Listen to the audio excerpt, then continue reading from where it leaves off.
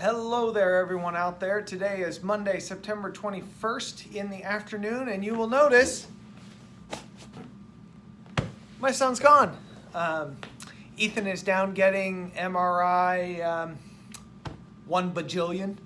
I don't even know. I think it's MRI number 5 or 4. I don't know. So today's MRI is so that he can get some imaging that is going to not only compare to post-surgery MRIs, but also give us some good imaging for radiation that's to come.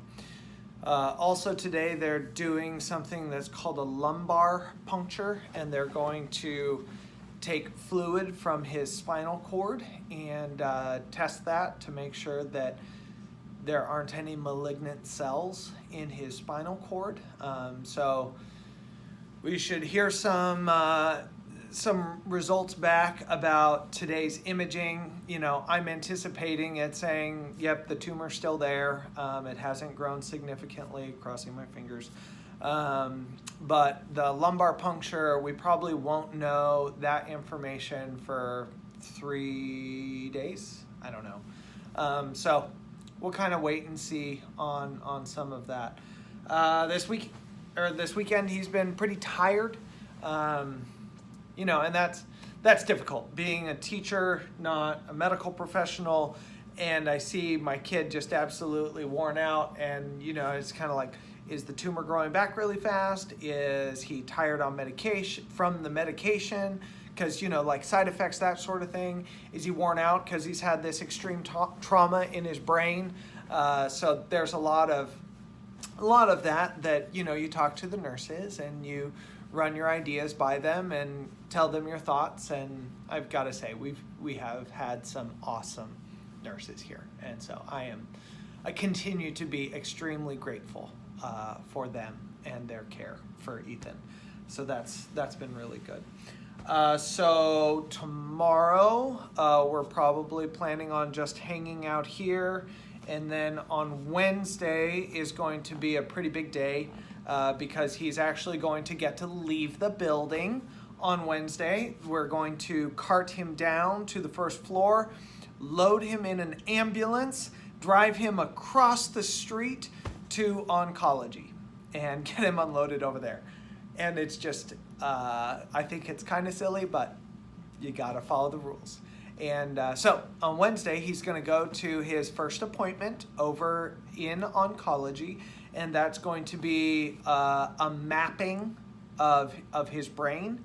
And they're going to, you know, be looking at all the imaging and trying to figure out exactly where they're going to point those lasers and get all of that figured out. So that's going to be a really big appointment on Wednesday. So if you'll be thinking and praying for that. We've had some questions about how much does Ethan know? How much is Ethan processing? And he very much knows that he still has his, as he calls it, his headache maker. He says, you know, Dad, I still have a headache. And you know, we told him, well, some of your tumor is still there, and we talked to him about radiation and how it's like lasers and how those lasers are going to target the tumor, and we're going to try and get rid of the rest of your headache maker. And he seems to understand that pretty well. He even kind of in jest has said a couple times, Dad, is my appointment to get my head lasered today?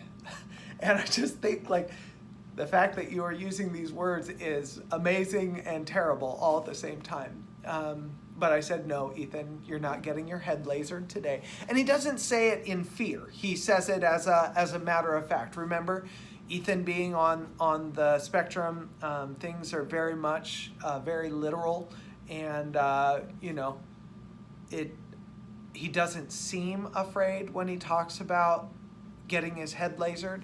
When I see fear in Ethan, it's when I took him down to his MRI today, and he's laying on that gurney on that table, and he knows something is about to happen. You know, and there are no needles, but you know, having having that mask placed over his face, I could see the anxiety in him, and we were gurneyed past a door that actually was like, you could see a parking lot outside the door. And he's like, outside, outside. And I think that was the first time that I've really seen him yearn to be outside. So that was hard, but I stayed by his side during the MRI until he was out and asleep. And so it's highs and lows. But for the most part, I think he's in good spirits because the nurses take good care of him. And, he's constantly getting warm blankets from the nurses. They'll walk in, warm blanket, please. And I mean, last night he had like 6 blankets on him, plus his fleece green blanket. And so today I'm going to close with a joke by Ethan. Because I was getting him all tucked in last night with his 6 blankets and getting him all cozy, and I looked at him and I said, Ethan, how many blankets do you need, son? And he said, all of them. So matter of fact, just all of them. And so he continues to make me laugh. He continues to fill my heart with joy. And I consider myself blessed that I get to spend these days with my son. And even though the circumstances are not ideal, we still find a way to have fun together. So you could probably expect an update on Wednesday after our big day down to oncology. So until then, we'll talk to you later.